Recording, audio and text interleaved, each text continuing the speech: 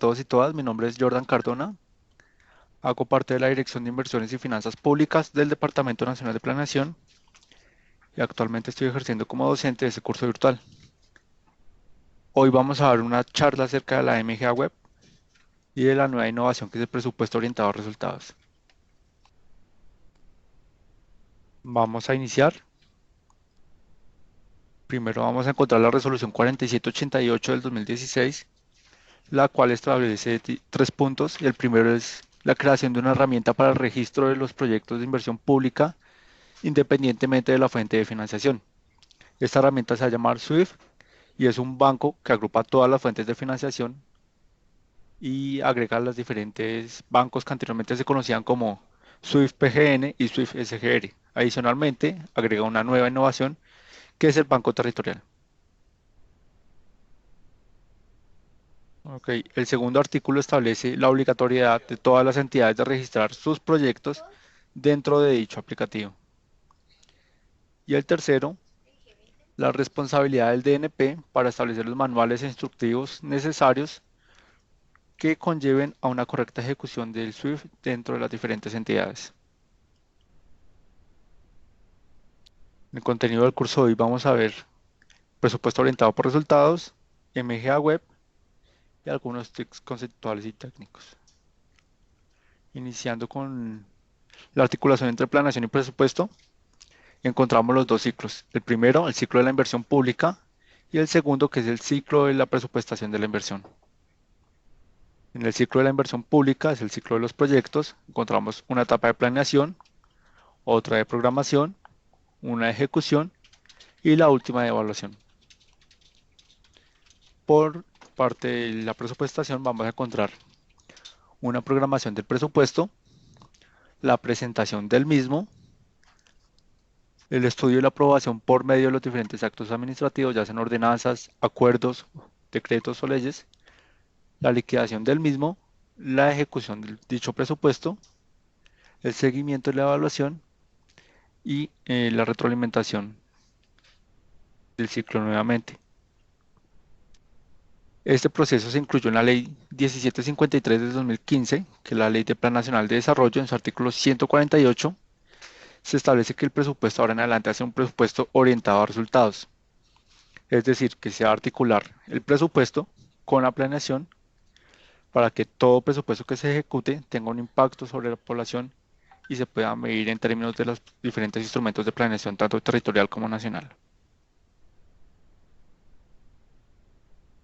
Ahora bien, vamos a concentrar un poco en lo que es la etapa de control, seguimiento y evaluación. El presupuesto orientado a resultados lo que busca justamente es que todos los recursos que se ejecuten no se ejecuten por un cumplimiento de requisitos, sino por un impacto sobre la población. Que todos los bienes y servicios que estemos generando tengan un impacto real sobre las personas.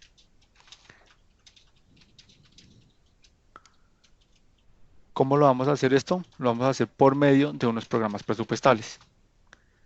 Anteriormente existía un programa para el Plan Nacional de Desarrollo y un programa presupuestal.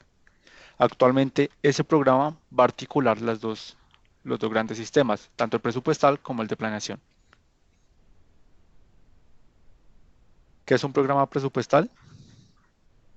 Un programa presupuestal es un eje articulador entre los dos sistemas, como les venía diciendo, que se compone de una cadena de valor.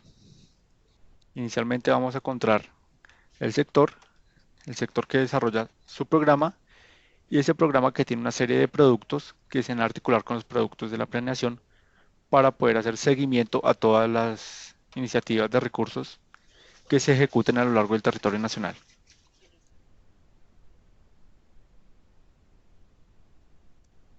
Ahora bien, ¿cómo se va a llevar a cabo la asociación entre proyecto y programa?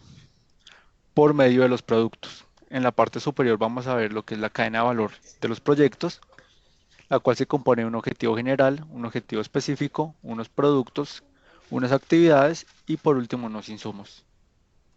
En la parte inferior vamos a encontrar la cadena de valor de los programas. Para este caso vamos a encontrar los sectores, más abajo vamos a encontrar los programas asociados a cada uno de los sectores y por último los productos de dichos programas. La idea es que tanto los productos de los proyectos como los productos de los programas coincidan y de ese modo tengamos una unidad estándar para medir el impacto en inversión. Lo que pasaba anteriormente era que dichas unidades no coincidían. Encontrábamos, por ejemplo, varios proyectos, uno de construcción, no sé, de un puente que se medía a través de kilómetros, otro de construcción de puentes que se medía a través de unidades, otro de construcción de puentes que se medía a través de metros. Cuando tratábamos de unificar esa información, dado el distinto tipo de medición, se nos hacía imposible mirar el impacto de estos proyectos con los planes de desarrollo tanto nacionales, departamentales y municipales. Ahora con la estandarización de los proyectos y productos, vamos a poder medir más fácilmente el impacto de cada uno de estos proyectos dentro de la planeación. Ok, ahora vamos a entrar un poco en lo que es la MGA Web.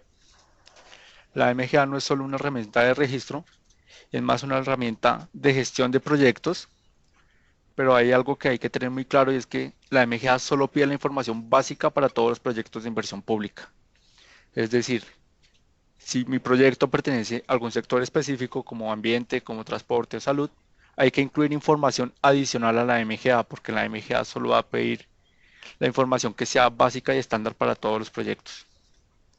Si mi proyecto puede tener un impacto ambiental, yo tengo que incluir mis estudios de impacto ambiental por medio de los anexos.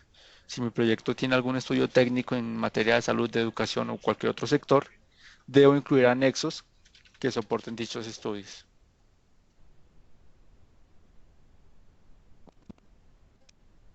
¿Qué pregunta me permite resolver la MGA? ¿Qué problema se va a solucionar? Esto se entiende como la situación que se va a transformar. ¿Por qué se va a hacer el proyecto? ¿Qué es el origen y la fundamentación? ¿Qué es lo que se quiere hacer? Que corresponde a la naturaleza del proyecto. ¿Cuánto se va a hacer? Que son las metas. ¿Dónde se quiere hacer? Que es la localización. ¿Cómo se va a hacer? Por medio de las actividades y las tareas. ¿A quiénes va dirigido? Que es la población beneficiaria. ¿Quiénes, cómo y con qué? Que son los recursos humanos, materiales y financieros. Ahora bien, cuando iniciamos con la MGA, teníamos contemplado un número total de usuarios, para este caso son 20.000 usuarios. Teníamos calculado un promedio de concurrencia del 10%, es decir, 5.000 usuarios conectados al mismo tiempo, y un promedio de peticiones por día de 100.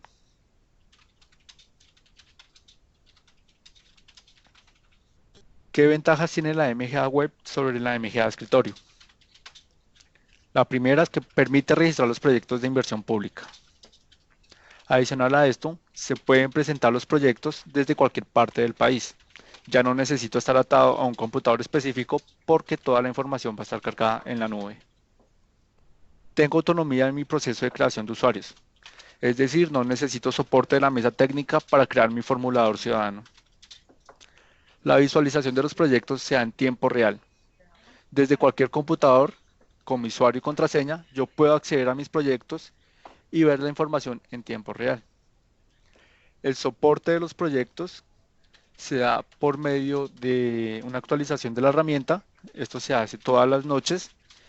En la MGA de escritorio lo que se hacía era acumular las peticiones y a final de año sacar una nueva versión de MGA que tenían que descargar todos nuevamente. En la MGA web lo que estamos manejando es una actualización continua, es decir, que siempre van a contar con la última versión de la herramienta y todas las solicitudes que hagan se van a cargar inmediatamente al sistema. Adicional a esto, encontramos una conexión con los bancos. Esto se da de manera automática, es decir, si yo transfiero mi proyecto o si de banco me lo devuelve a la MGA, automáticamente puedo editar la información en el otro aplicativo.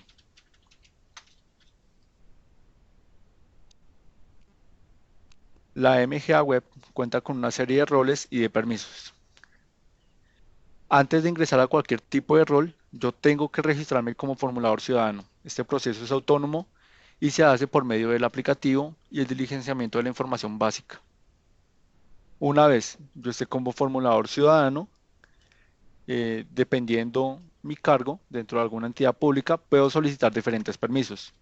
El primero es el de formulador oficial, que son todas las personas encargadas de los proyectos y los que van a presentar los proyectos a las distintas entidades y bancos. El segundo es el administrador local, que es la persona encargada de administrar todos los formuladores oficiales de su entidad. Y por último encontramos un tercer nivel, que son los administradores globales. El administrador global controla toda la estructura de la herramienta y todos los permisos de usuarios dentro del sistema.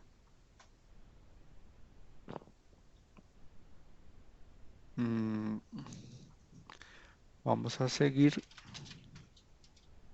con los permisos que tiene cada uno de los roles. Primero encontramos el formulador ciudadano. El formulador ciudadano puede ser cualquier persona, nacional o de otro país o extranjero, que se registre dentro de la herramienta y lo único que puede hacer es formular proyectos y presentarlos a las distintas entidades para que éstas aprueben o no su ejecución. Luego encontramos un segundo nivel, que son los formuladores oficiales. Los formuladores oficiales también pueden formular proyectos dentro de la herramienta, pero adicional a esto van a recibir los proyectos de los formuladores ciudadanos que sean presentados a su entidad. Es decir, todo formulador oficial está amarrado a algún tipo de entidad. Otro permiso que tienen los formuladores oficiales es el de agregar todos los adjuntos correspondientes al proyecto.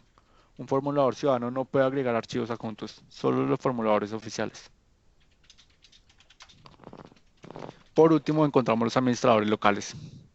Todos los administradores locales tienen visualización de los proyectos de su entidad, pero no puede editarlos, solo visualizarlos. Y adicional a esto, puede asignar los roles a todos los formuladores oficiales que considere pertinentes.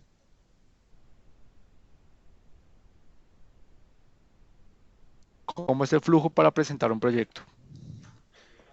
Inicialmente, el formulador ciudadano o el formulador oficial crean el proyecto y lo registran dentro de la MGA. Estos lo presentan a una entidad pública. Una vez la entidad pública recibe el proyecto, esta puede aceptarlo o devolverlo. Si lo devuelve, los permisos de edición del proyecto retornan al formulador que lo presentó. Si lo acepta, los permisos de edición sobre el proyecto recaen sobre la entidad pública y el formulador ciudadano pierde dichos permisos. Una vez la entidad reciba el proyecto, esta va a poder hacer todas las modificaciones que considere pertinentes, agregar los documentos soportes del mismo y transferirlo a al Banco Único de Proyectos. El banco tiene tres flujos diferentes de acuerdo a las fuentes de financiación del proyecto.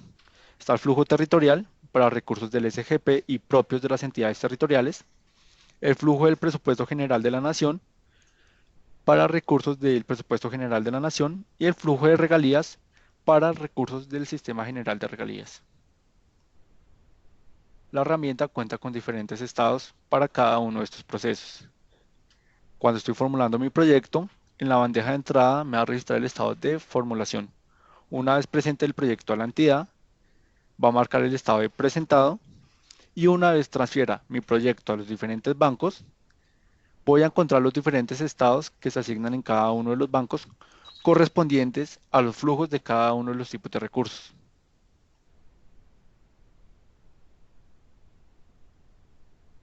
Ahora bien, este es el ambiente de capacitación que hemos utilizado para la realización del taller.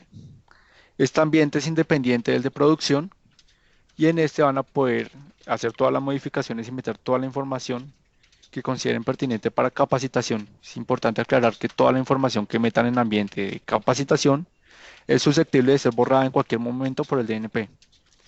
En cambio, la información que metan en el aplicativo de producción es una información que le pertenece solo al usuario y el DNP no tiene injerencia en dicha información.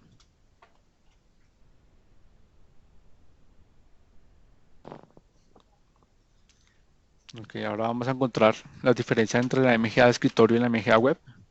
La MGA de escritorio se descargaba y la información reposaba en el computador. La MGA web es una herramienta donde toda la información se sube a la nube y yo puedo acceder a mis proyectos desde cualquier computador o cualquier dispositivo electrónico, siempre y cuando tenga mi usuario y mi contraseña. ¿Cómo se estructura la MGA web? La MGA web se estructura mediante 5 módulos. Cada módulo se comprende de una serie de capítulos. En el primer módulo encontramos la formulación del proyecto, que es correspondiente a la identificación. Aquí vamos a encontrar los capítulos de articulación con los planes de desarrollo, establecimiento de la problemática, definición de participantes, los objetivos, la localización de la problemática y la selección de las posibles alternativas de solución. En el segundo módulo vamos a estructurar nuestro proyecto. Aquí vamos a encontrar la preparación. Vamos a desarrollar cada una de las alternativas que definimos como posibles alternativas de solución. Para eso vamos a hacer un estudio de necesidades, un análisis técnico, vamos a localizar nuestra alternativa, vamos a desarrollar la cadena de valor, identificar los riesgos, los ingresos y beneficios. En caso de que solicitemos préstamos o que nuestro proyecto implique la creación de un activo fijo, vamos a calcular la depreciación del mismo. Por último, vamos a realizar la evaluación de las diferentes alternativas y la selección de la alternativa que vamos a ejecutar como proyecto. Una vez seleccionemos esta, vamos a programarla. La programación se hace por medio de los indicadores de producto, indicadores de gestión, definición de las fuentes de financiación y elaboración de la matriz de resumen de marco lógico. Una vez tengamos todo nuestro proyecto formulado, vamos a proceder al quinto módulo, donde lo presentamos a las entidades y donde dichas entidades lo transfieren al banco. Una vez llega al banco, este proyecto se va a ejecutar y posterior a esto se le va a empezar a hacer seguimiento.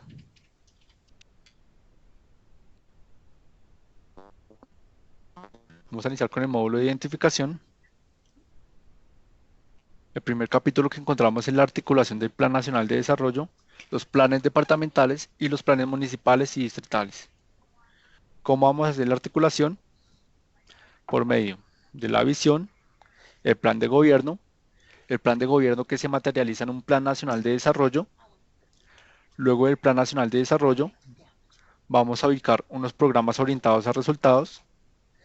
Es importante aclarar que estos planes orientados a resultados trascienden el periodo de gobierno, es decir, que son a largo plazo, y todos los planes de desarrollo se van a adaptar a dichos programas. Luego de estos programas se van a desprender una serie de productos con sus respectivos indicadores para cada uno de los sectores. Bueno, luego del Plan Nacional de Desarrollo, si nuestro proyecto puede tener un impacto territorial, vamos a identificar unos planes departamentales y unos planes municipales o distritales de desarrollo. A cada uno de estos planes vamos a identificarle una serie de programas y por último vamos a llegar hasta el nivel de proyectos.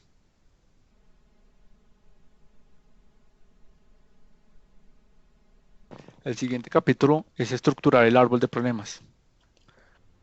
¿Qué quiere decir el árbol de problemas? Es la situación negativa que yo tengo que intervenir. ¿Cómo voy a identificar dicha situación?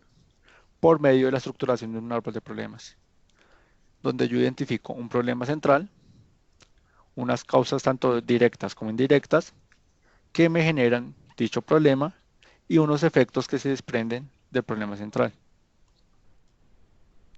Se recomienda que a la hora de estructurar el árbol de problemas lo hagamos por medio de frases cortas y que nunca incluyamos elementos de carencia o ausencia porque estaríamos condicionando nuestro problema a una sola alternativa de solución. Si queremos explicar la consistencia lógica y las relaciones de causalidad de nuestro árbol de problemas, lo podemos hacer en la parte inferior en la MGA, donde se explica la descripción respecto al problema. Adicional a esto, tenemos que establecer un indicador que nos va a servir como línea base para poder medir nuestro problema y posteriormente medir el impacto que generamos con nuestra intervención.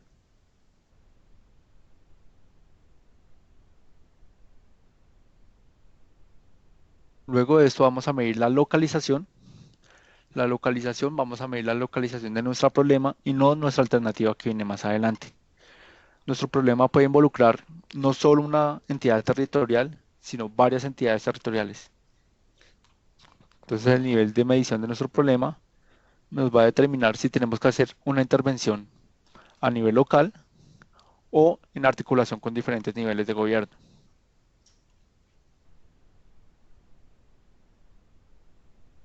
Una vez identifiquemos la localización, vamos a proceder con el análisis de participantes. Los participantes son todas las personas que tienen injerencia dentro de nuestro proyecto. Para este caso vamos a identificar tanto entidades públicas como entidades privadas o actores comunitarios que puedan verse beneficiarios, que puedan verse afectados, que sean perjudicados o que puedan contribuir con nuestro proyecto. Luego de identificar estos roles, vamos a generar una serie de concertación y definición de roles a cada uno de ellos, donde creamos un cronograma de responsabilidades. Para el caso de los cooperantes, vamos a definir qué tipo de cooperación van a generar dentro del proyecto. En el caso de los beneficiarios, cómo se van a ver beneficiados y si ellos tienen algún tipo de contribución o contraprestación por dicho beneficio. Para los perjudicados, vamos a tratar de mitigar los efectos adversos de nuestra intervención. Y para los oponentes, vamos a definir medidas para contrarrestar dicha oposición sobre nuestro proyecto.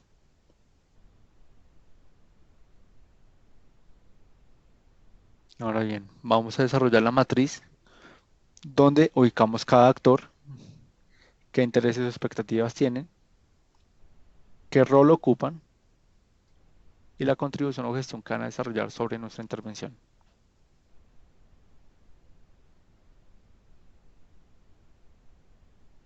Anteriormente habíamos desarrollado el árbol de problemas.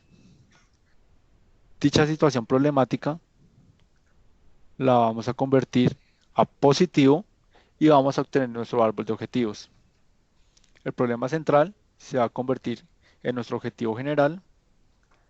Las causas se van a convertir en nuestros objetivos específicos y nuestros efectos se van a convertir en los fines. La MGA no contempla el diligenciamiento de los fines dentro de la herramienta. Sin embargo, es muy importante establecer bien los fines porque de estos se van a desprender después los ingresos y beneficios que va a generar mi proyecto.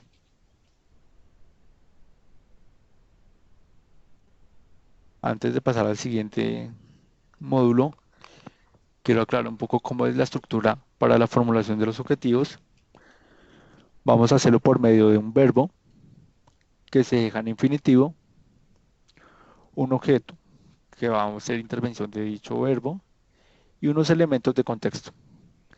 Para este caso, el verbo es aumentar, el objeto es el aprovechamiento de los residuos sólidos y los elementos de contexto hacen referencia a la ubicación donde se va a desarrollar dicho objetivo.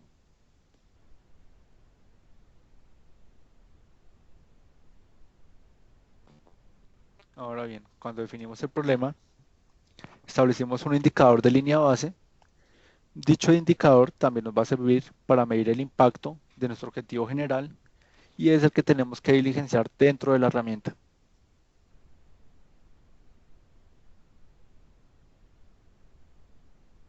Aquí tenemos un ejemplo de cómo sería el árbol de objetivos y posterior a este, de cada objetivo, vamos a desprender una serie de alternativas que me permiten desarrollar dichos objetivos. Vamos a agrupar todas las alternativas de acuerdo a las características de las mismas y posteriormente vamos a obtener las diferentes alternativas de solución que va a contemplar nuestro proyecto.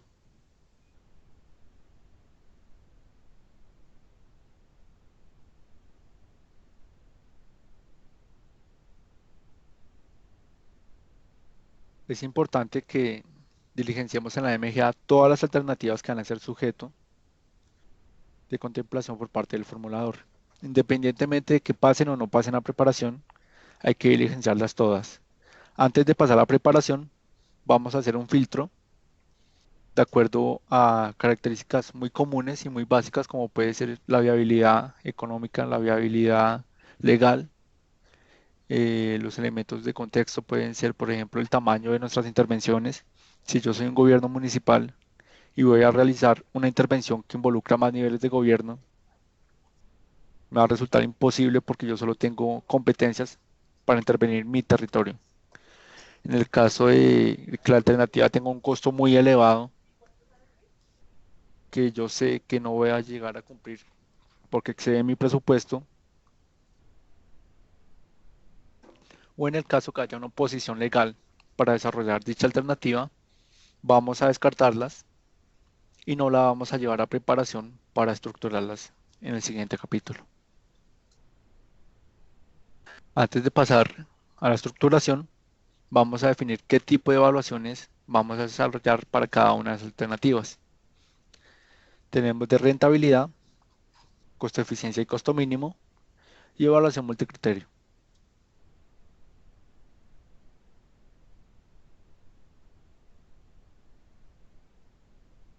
Ahora bien, vamos a iniciar con el módulo de preparación. En el módulo de preparación vamos a estructurar nuestras alternativas de solución. Esto se hace para tener elementos comunes entre las dos alternativas o más alternativas que contemple el proyecto, a modo de hacerlas comparables en el módulo de evaluación.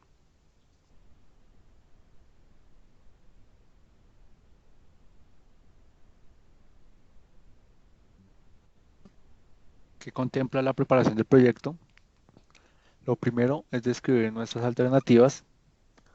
Para eso vamos a hacer un estudio de necesidades.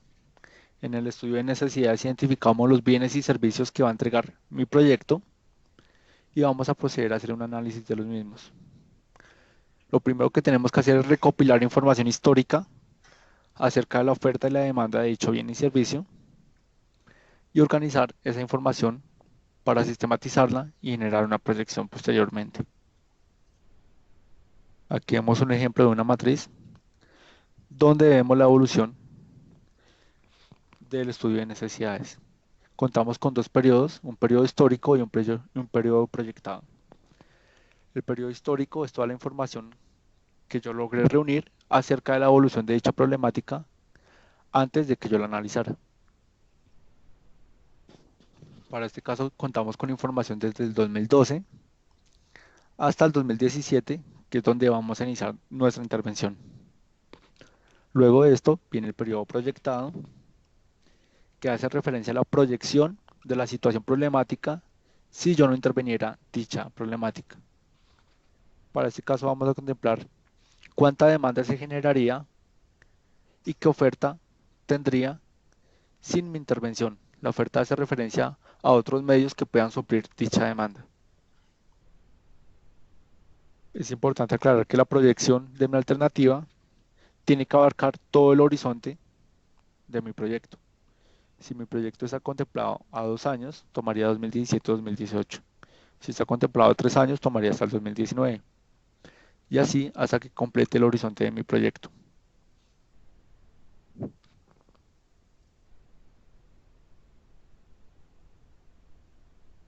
Ahora vamos a definir las características técnicas de mi intervención.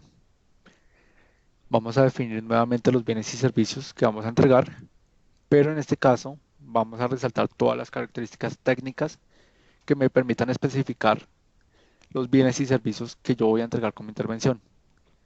Para esto vamos a utilizar estudios de expertos o normativa vigente que me reglamenta dichos bienes y servicios. ¿Para qué se hace un estudio técnico? Para tener certeza sobre lo que yo voy a exigir en respecto a la calidad de los bienes y servicios cuando termine mi proyecto. Es muy importante diligenciar esta información porque de aquí se ha de desprender la información para los pliegos de contratación que se desarrollen como proceso del proyecto.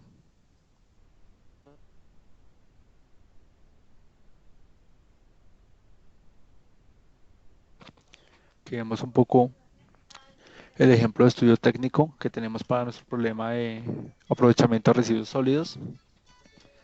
Para este caso ya existe una normatividad que nos reglamenta cómo tiene que ser la construcción de una planta de aprovechamiento de residuos sólidos y nos permite tener todos los elementos técnicos de dicha planta.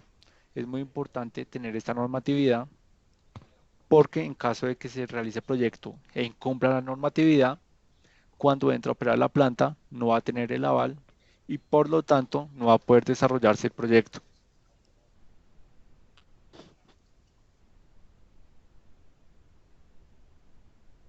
Ahora vamos a identificar la localización de mi alternativa de solución.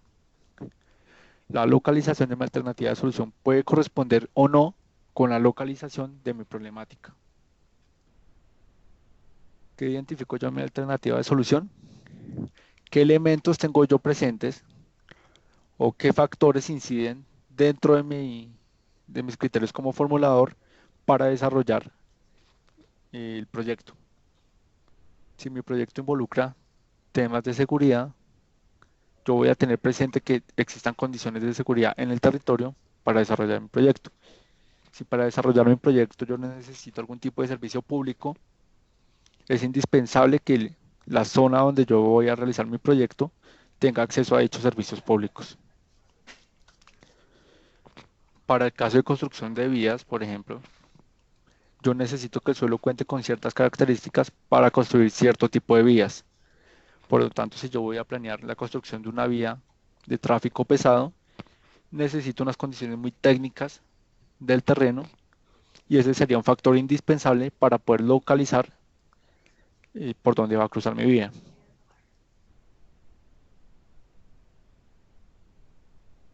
Ahora vamos a hacer la articulación con la cadena de valor. La cadena de valor se desprende desde los objetivos específicos. A dichos objetivos específicos le identificamos una serie de productos. A los productos les desarrollamos una serie de actividades y por último identificamos unos costos asociados a cada una de las actividades por medio de los insumos. Es muy importante resaltar que los productos que yo puedo escoger en mi proyecto están atados al programa y al sector que diligencia previamente.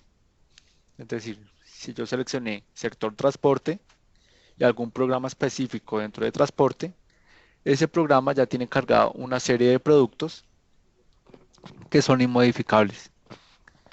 A ese catálogo yo tengo que adaptar mi proyecto y dichos productos ya van a tener consigo una unidad de medición estándar.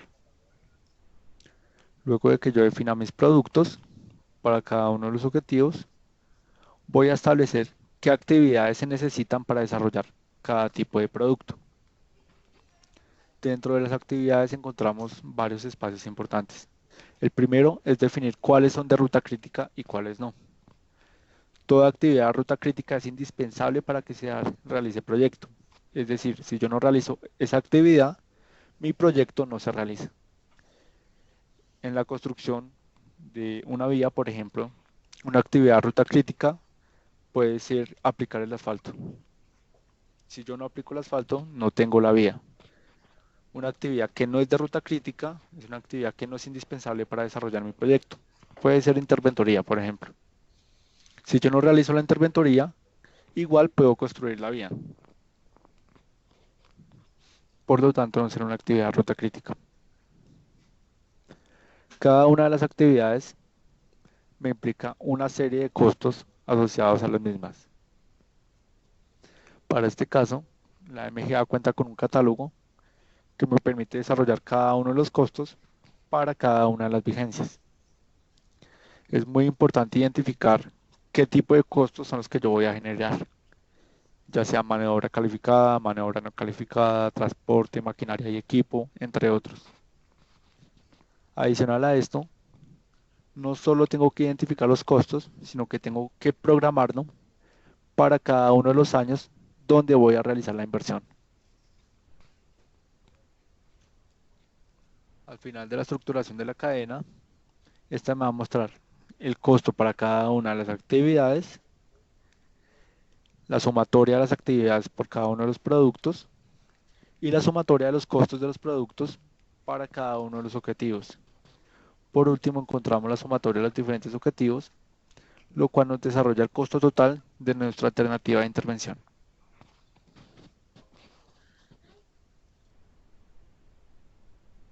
Aquí vemos un poco la organización de la estructura de la cadena de valor. Encontramos el objetivo, del objetivo se desprenden varios objetivos específicos. De cada objetivo específico se puede desprender uno o varios productos y de cada producto se desprenden mínimo dos o más actividades.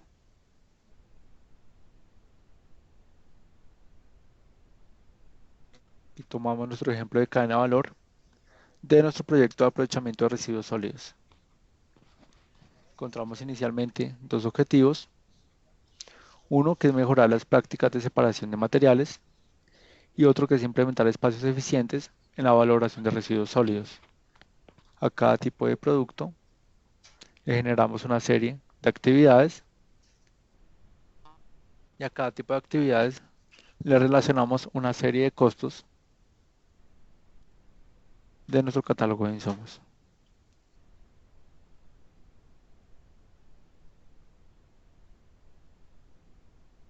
Luego de que tengamos estructurada nuestra cadena de valor, vamos a asociar todos y cada uno de los riesgos de los componentes de la misma. Existen riesgos para el propósito o objetivo general, riesgos para cada uno de los componentes o los productos y riesgos para cada una de las actividades de ruta crítica. El sistema nos pide mínimo diligenciar un riesgo para cada uno de estos componentes. Para diligenciar la información, vamos a entrar seleccionando qué tipo de riesgo es, ya sea riesgos ambientales, de mercado, de calendario, entre otros. ¿Cómo se selecciona el tipo de riesgo? De acuerdo a la naturaleza de lo que vayamos a medir, de acuerdo a la naturaleza de la actividad, la naturaleza del objetivo o la naturaleza del propósito. Luego de esto seleccionamos la probabilidad de ocurrencia de dicho riesgo y el impacto que eso podría generar dentro de mi proyecto. Encontramos impacto catastrófico, que sería la terminación de nuestro proyecto, o un impacto insignificante, que puede representar un sobrecosto o puede representar una demora en la ejecución.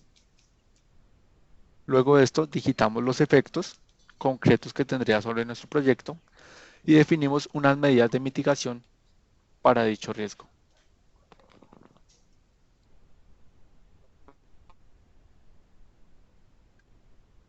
Luego de identificar los riesgos, vamos a estimar los beneficiarios. Para eso, vamos a identificar qué bienes o qué servicios voy a entregar yo y qué efectos positivos voy a generar sobre la población. Entonces, los beneficios representan la rentabilidad de mi proyecto. Recordemos que los proyectos de inversión pública buscan una rentabilidad social y no una rentabilidad económica como los proyectos de inversión privada. Para este caso, la rentabilidad pública la medimos en el impacto sobre la población que me va a generar por medio de ingresos o beneficios. Ingresos cuando es una contraprestación directa de la entrega de mis bienes y servicios. Beneficios cuando es un efecto cuantificable que yo genero sobre la población. ¿Cómo podemos medir los ingresos o beneficios? Por medio de tres formas. La primera es por un incremento en la disponibilidad, ya sea en los bienes o servicios que vamos a generar. El segundo es por medio de un ahorro en los recursos. Y el tercero es por una mejora en la calidad. ¿Cómo puedo medir el incremento en la disponibilidad? Por decir algo, si yo construyo un acueducto, un beneficio sería una mayor cobertura a la población objetivo. ¿Cómo mido yo el ahorro de recursos? El ahorro de recursos, hago un estimado de qué tendría que gastar yo si no realizara la intervención, por decir algo. Si yo realizo unas jornadas de vacunación, me ahorro unos costos en el tratamiento de unas enfermedades de una población objetivo. En ese caso, si yo vacuno contra el dengue, me ahorro unos costos de tratamiento de las personas que posiblemente se enfermarían con dicho dengue. Por último, encontramos una mejora en la calidad, que no es solo referirse a cobertura, sino a la calidad de los bienes y servicios que recibe la población. Es decir, si yo construyo un acueducto, ya no voy a mirar también la cobertura, sino también la calidad del agua que le está llegando a dichas personas. Eso me va a reducir costos en términos de salud pública y me va a reducir costos en términos de mejora de calidad de vida sobre la población.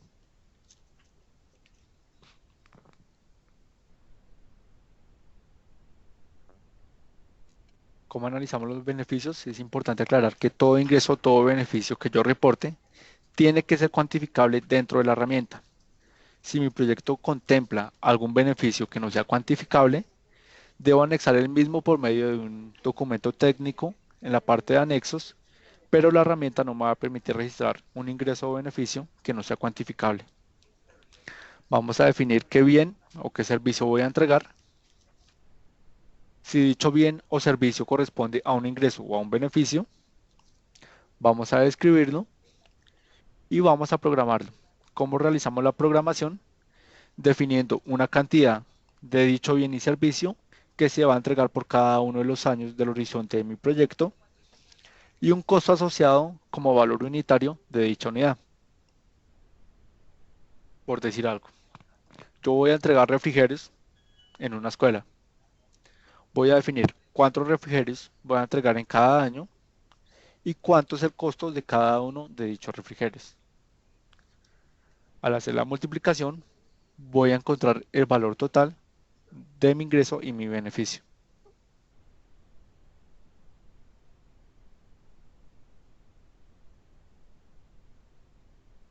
Hay dos capítulos adicionales, uno que es el de préstamos y otro que es el de depreciación de activos fijos. Estos son los únicos dos capítulos dentro de la herramienta que no se exige el diligenciamiento de información. El capítulo de préstamos hace referencia cuando la entidad saca algún tipo de apalancamiento con una entidad financiera para soportar el proyecto. Es importante aclarar que los préstamos son responsabilidad de la entidad y no hace referencia a préstamos de cooperación internacional que ingresen por el Ministerio de Hacienda. Para el caso de la depreciación de activos fijos, vamos a tomar todos los bienes y servicios que genere mi proyecto que hagan referencia a unos activos fijos que puedan ser depreciables y vamos a calcular el valor de salvamento que va a ser objeto dentro del flujo tanto financiero como económico de mi proyecto. Una vez tenga toda esta información de estructuración de cada una de las alternativas de solución, voy a dirigirme al módulo de evaluación y allí voy a hacer las comparables y aplicar diferentes factores de evaluación para definir cuál es la más óptima y cuál es la más viable para ejecutar. ¿Qué tipos de evaluaciones tengo yo? El primero es la evaluación de rentabilidad. Se saca con base en los flujos económicos. ¿Qué es un flujo económico? Es la sumatoria de todos los ingresos y egresos de mi proyecto dentro de un año específico del horizonte de mi proyecto. ¿Cuáles son los egresos? Son todos los costos que yo asocié a cada una de las actividades dentro de mi cadena de valor y todos los pagos que voy a realizar a los préstamos que adquiera. Para el caso de los ingresos, voy a tomar todos los ingresos y beneficios que reporté y todos los préstamos que reciba en cada uno de los periodos. La estructura normal de un flujo es iniciar negativo, iniciar con más egresos que ingresos y a lo largo del desarrollo del proyecto terminar con más ingresos que egresos. ¿Por qué se hace esta estructura? Porque inicialmente yo voy a realizar la inversión, que es un desembolso fuerte de dinero, y a medida que yo vaya desarrollando mi proyecto, voy a reducir costos de inversión, aumentar costos de operación, que son significativamente menores a los de inversión, y voy a empezar a percibir ingresos y beneficios que van a contrarrestar la inversión que yo realicé. Hay flujos atípicos, esto es para el caso, por ejemplo, de la adquisición de algún préstamo. Cuando yo adquiero un préstamo, los ingresos en el periodo cero superan a la inversión porque estoy adquiriendo una suma fuerte de dinero. Entonces, para este caso no sería negativo, sino positivo, pero a medida que vaya siguiendo el horizonte del proyecto, yo voy a tener que ir pagando el préstamo, por lo tanto se van a aumentar mis egresos y estos me van a contrarrestar los ingresos y beneficios.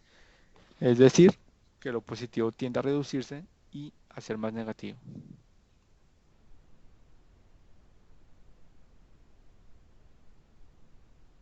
Aquí encontramos el ejemplo de nuestro flujo de caja. Para este caso tenemos una serie de ingresos, de beneficios que entran como ingresos, por eso están sumando. No contamos con créditos. En caso de los costos, los desarrollamos como costos de preinversión, de inversión y de operación. Estos costos entran como egresos del proyecto y encontramos la sumatoria para cada uno de los años que hacen referencia al horizonte de nuestro proyecto y que se van a representar en la gráfica de nuestro flujo.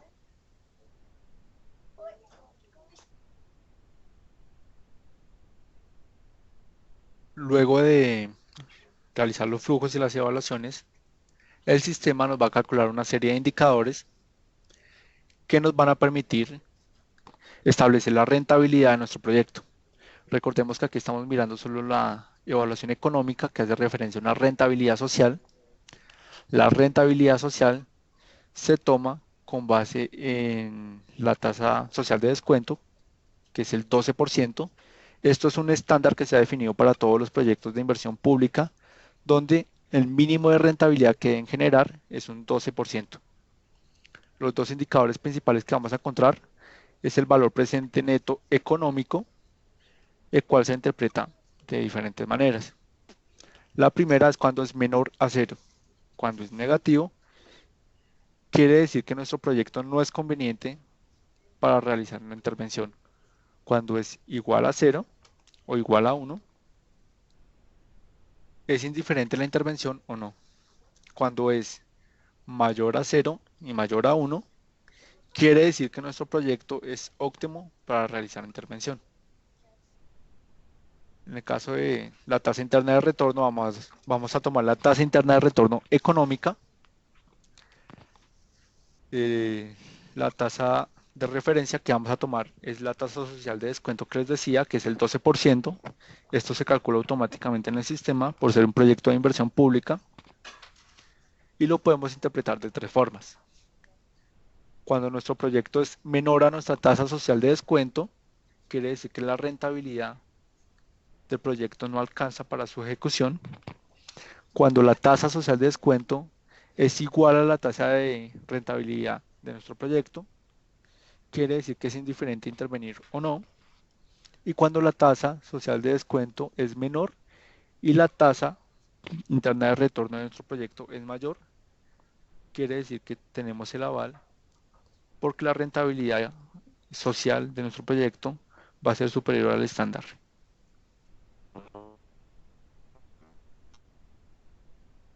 Hay otro tipo de evaluación que hace referencia a proyectos que se escapan a esta lógica de matemática financiera y esta lógica cuantificable, que se llama evaluación multicriterio.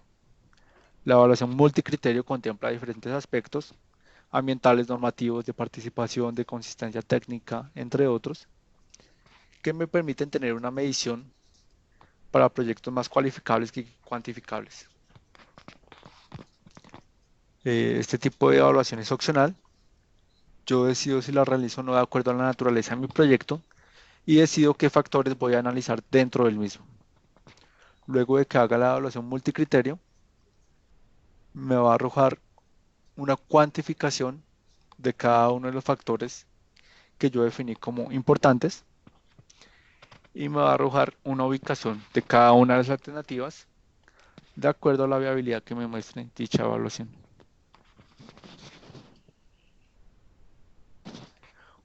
Una vez concluya las evaluaciones, yo tengo que seleccionar cuál alternativa de intervención es la que voy a intervenir y proceder a programar dicha alternativa de solución.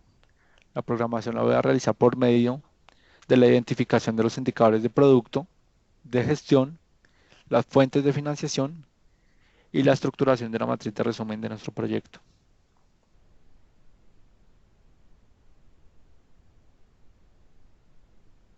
Los indicadores de producto vienen automáticamente ligados a los productos del catálogo que yo seleccioné previamente en la cadena de valor. Es decir, si yo selecciono un producto determinado, dicho producto ya tiene asociados dentro del catálogo una serie de unidades de medida y de indicadores que yo tengo que asociar.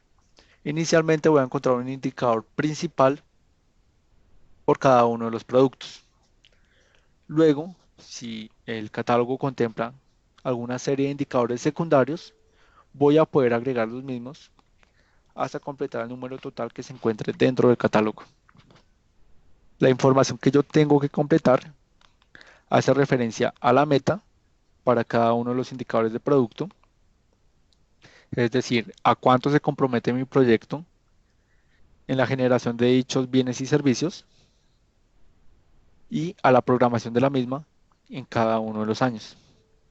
Cuando yo voy a programar mi indicador, voy a definir unas metas para posteriormente hacer seguimiento en cada uno de los años dentro de los aplicativos de seguimiento que contemplen los diferentes tipos de proyectos. Es importante aclarar que cuando yo hago seguimiento, tengo que definir si mi indicador es acumulativo o no es acumulativo.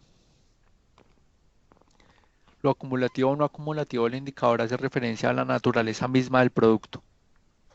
Por decir algo, si mi producto contempla la construcción de casas, yo voy a decir que cada año voy a construir 2 casas para que al final del proyecto se sumen todas las casas que construí y tenga la meta total de mi producto.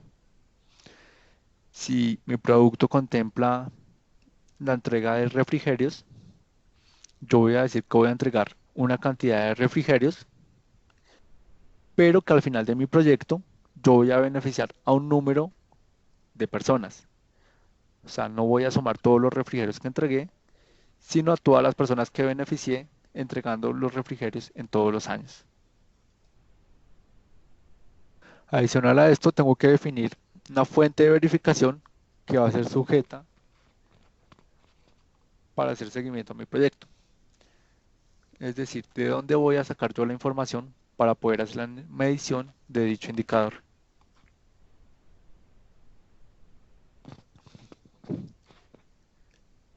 Luego de los indicadores de producto nos encontramos con los indicadores de gestión.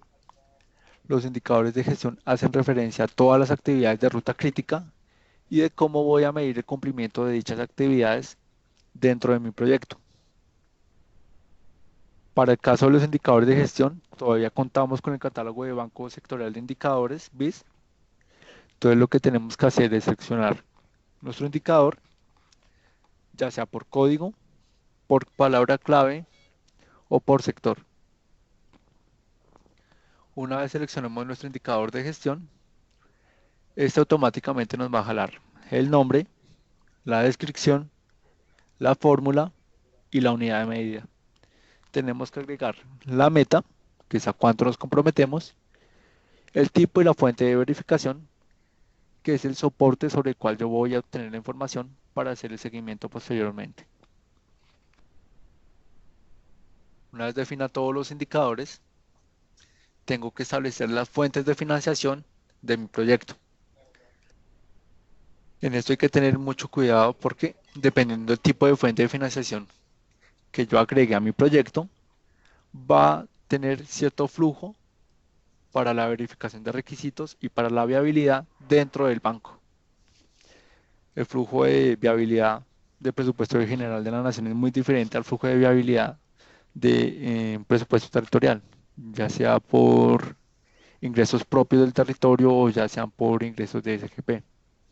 O por ejemplo el flujo que tienen los proyectos con fuentes de financiación del Sistema General de Regalías. Para el caso del PGN, la viabilidad hace parte de la entidad cabeza de sector y del DNP. Para el caso del SGR, la viabilidad la asignan los OCAT y para el caso de los recursos del Sistema General de Participaciones y de recursos propios de las entidades territoriales, la viabilidad la asignan las entidades territoriales mismas.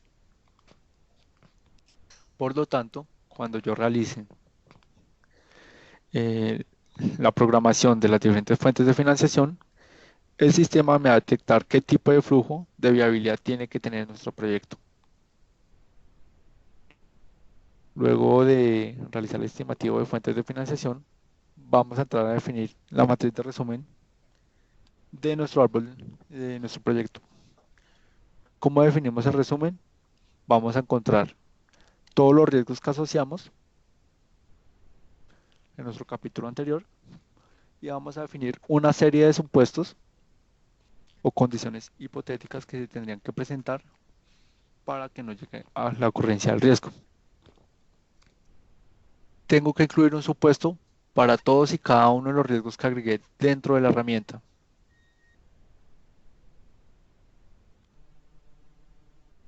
el sistema automáticamente jala el resto de la información que va a estructurar la matriz de resumen, donde vamos a encontrar un fin, un propósito, objetivo general. Vamos a encontrar los diferentes componentes o productos y las actividades de ruta crítica. Adicional a esto, para cada producto vamos a encontrar referenciado los diferentes indicadores y para cada una de las actividades las diferentes tipos de medición de indicadores de gestión que asociamos a las mismas. Con esto termino el registro de información de mi proyecto.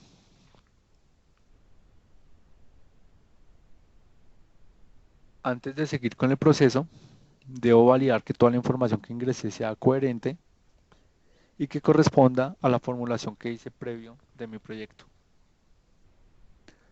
Luego de esto, voy a proceder a presentar mi proyecto a una entidad pública. Es importante aclarar que siempre tiene que presentarse el proyecto, ya sea que lo formule un formulador ciudadano o un formulador oficial. ¿Por qué? Porque cuando yo formulo mi proyecto, yo, usuario, tengo los derechos de edición de mi proyecto. Cuando yo presento mi proyecto a la entidad, cedo los derechos de edición de mi proyecto a dicha entidad y por lo tanto ella va a ser la responsable del mismo. Si yo no presento mi proyecto a ninguna entidad, esta no va a poder transferirla a los diferentes bancos, así sea el mismo formulador oficial el que haya generado el proyecto. Una vez el proyecto se presente y se acepte por parte de la entidad, el proyecto va a llegar a la bandeja de algún formulador oficial perteneciente a la misma. Este deberá ingresar toda la información correspondiente a los anexos, podrá modificar toda la información que considere pertinente y luego de esto presentará y transferirá el proyecto al Banco Único de Proyectos.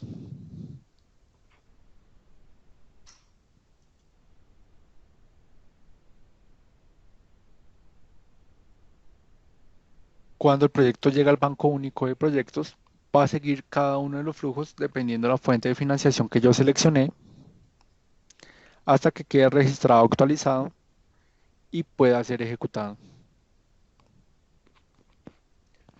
No sé si hasta este punto alguien tenga preguntas respecto a la estructuración de los proyectos en la MGA Web.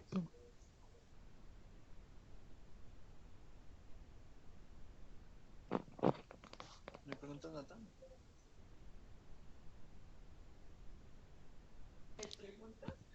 Por favor.